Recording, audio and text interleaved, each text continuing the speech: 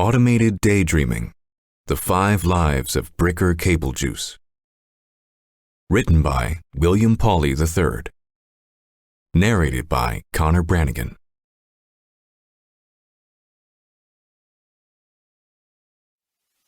Channel 14. And after a sharp, quick sting of electricity, my mind was suddenly somebody else's again.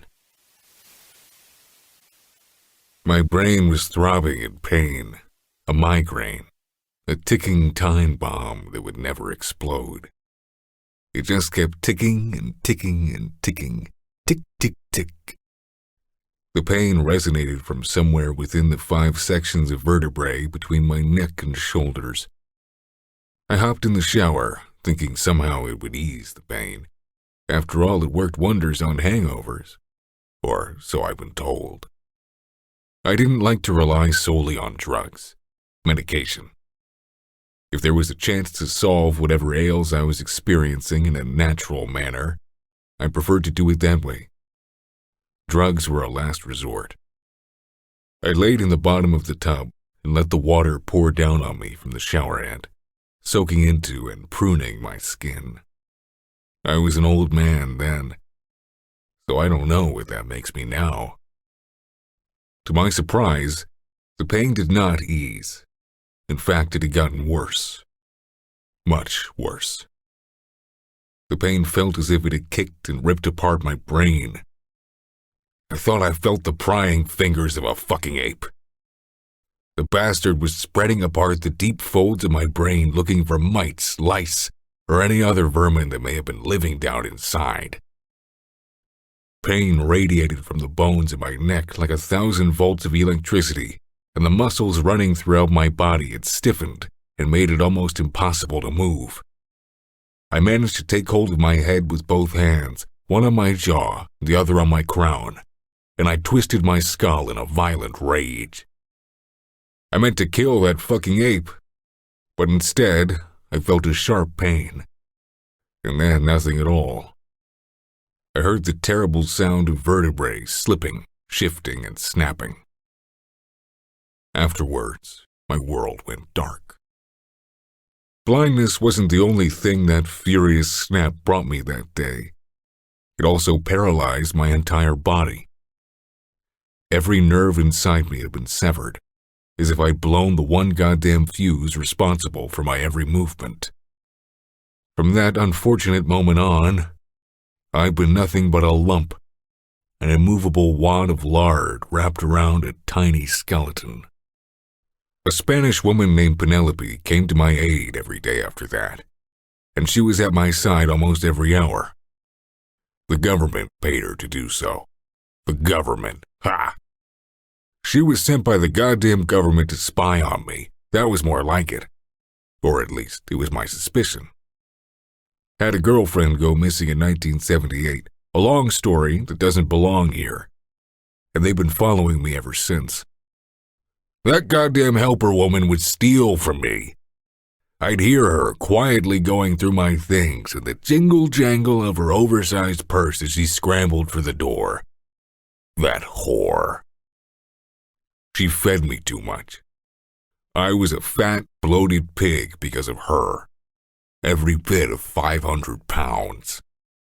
She was trying to kill me. In the 20 years of being this lump of flesh and bone, I'd nearly forgotten the beauty of the world. Colors faded from memory. I couldn't see color even in my own imagination. Only gray. Memories were draped in the same lonely shade. When I thought of Penelope, I always imagined her to look like a gray witch, casting spells on me with her gray wand and flying around on her gray broomstick. Being blind was damn near maddening, except for the fact that I became a better hearer as a result. I know they say it's just an old wives' tale, but there really is some truth to it. Maybe it's not that I'm a better hearer, per se. It's just that without my sense of sight distracting me, I notice more with my sense of hearing. Whatever the reason, I was definitely hearing things I had never heard before my blindness came. When the house was empty, I could hear for miles. Penelope would only leave me here alone when she thought I was asleep, so I pretended to sleep often. When she did, I could hear children playing at a playground a block away. I could hear neighbors walking their dogs, their ringing collars, outside along the streets. Those moments when I was alone were the only times I ever felt truly alive, that some small part of me was still eager to live, desiring the fruits of the world outside the prison I'd made of my own walls. However, on one particular day, after Penelope left the house, I heard absolutely nothing but the humming static of the rain colliding with the earth. There was a storm brewing, and I'm not talking just a little rain either, a true storm, a dangerous storm. The type that ripped trees from roots, houses from foundations, corpses from graves. Violent storms often caused cadavers buried in shallow graves to resurface, going on one final ride down the floodwaters of the countryside and emptying over into some ditch or river somewhere, never to be seen again. Or at least I would have hoped for as much. Thunder cracked overhead and shook my home. Pictures on the wall vibrated, and the same vibrations traveled up my spine and reignited a flame I thought was long since gone. Chills prickled along my arms and neck as I began to feel again. Pain shot in long stems from my neck to my toes, and the feeling excited me to no end. I was able to feel again. I wouldn't have been able to contain myself had it not been for the fact that I was still immobile, a complete vegetable. Thunder cracked again, but this time the vibrations were so powerful it caused my muscles to fully contract. I moved. For the first time in 20 years, I moved, however, only slightly. My neck shifted and it caused my head to fall forward a bit.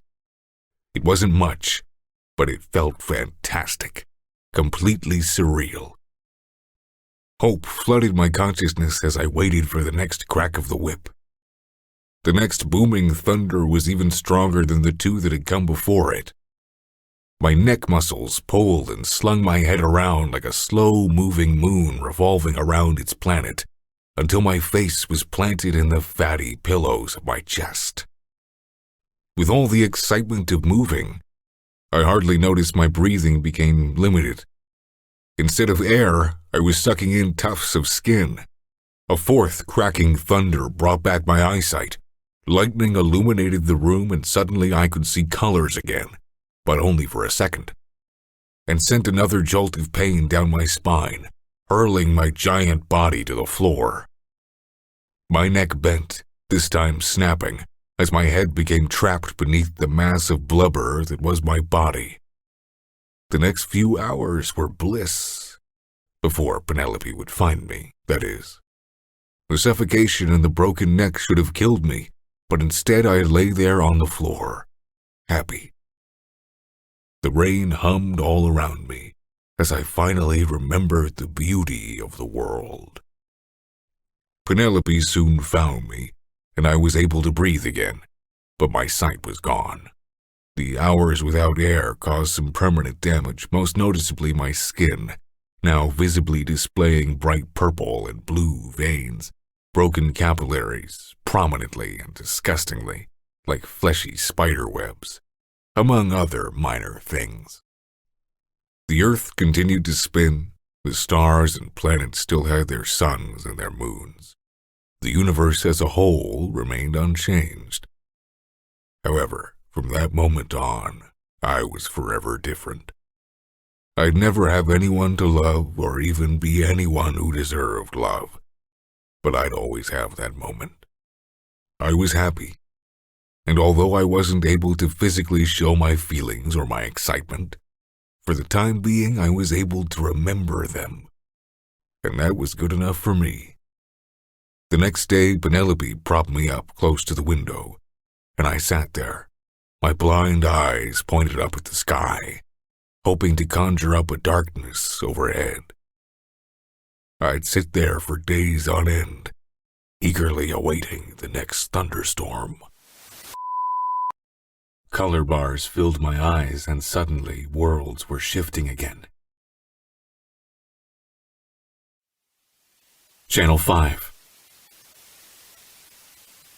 I drowned my ears in static, sitting beneath the giant moon on a night too cold to belong to August.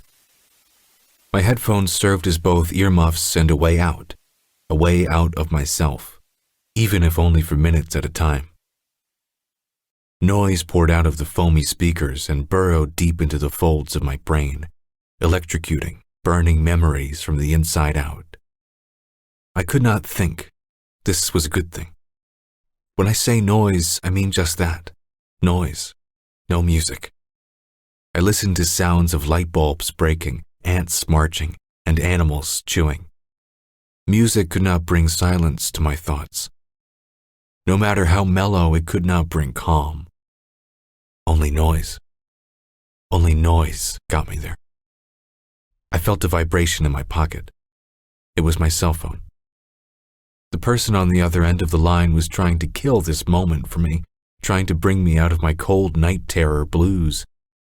I pretended it was supposed to happen, that it was all a part of the experience of suffocating my brain, killing myself under the bitter night's hot open mouth of spilling moonlight, overdosing on a field of vibrations with the entire universe as witness. But it wasn't working. I only felt nauseous. I checked my phone. My friend Kayla sent me a text message. It read, "Hey Becca, where are you?" Electric drones straddled my eardrum as I read this, and I thought to myself how anyone could possibly ever answer that question accurately.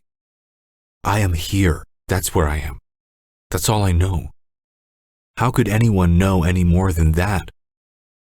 I am lost and I don't understand my existence or even how I exist, and the moon is hanging directly above my head, I responded.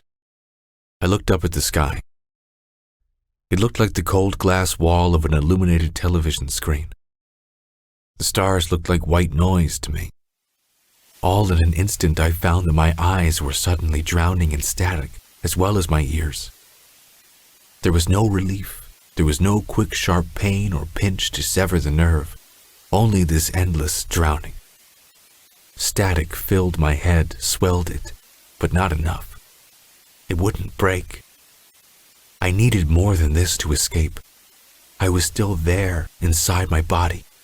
I'd done everything short of getting down on my knees and begging to be taken away, for my breath to be stolen by the vacuum, to be completely swallowed up by the ever-expanding static of the night sky. I was playing with fire and purposefully inhaling smoke. My phone vibrated again.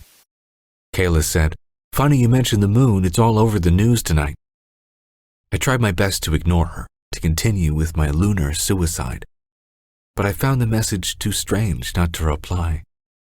I drummed my fingers across my leg and thought about tossing my phone out into the dark ocean of tall grass that surrounded me, but only for a second.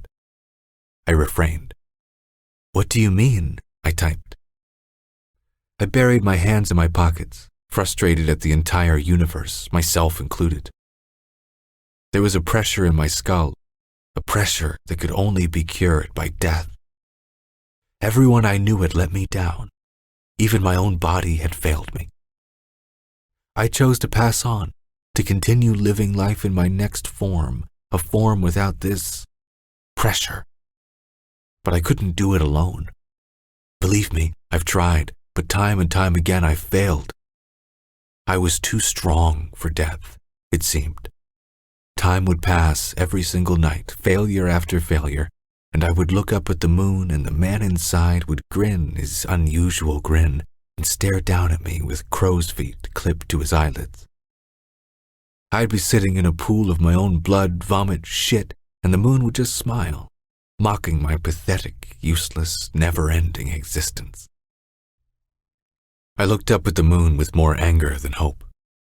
The noise swelled inside my skull, but it was not enough. Nothing was ever enough. The cold stuck to the skin of my face like 1,000 tiny needles.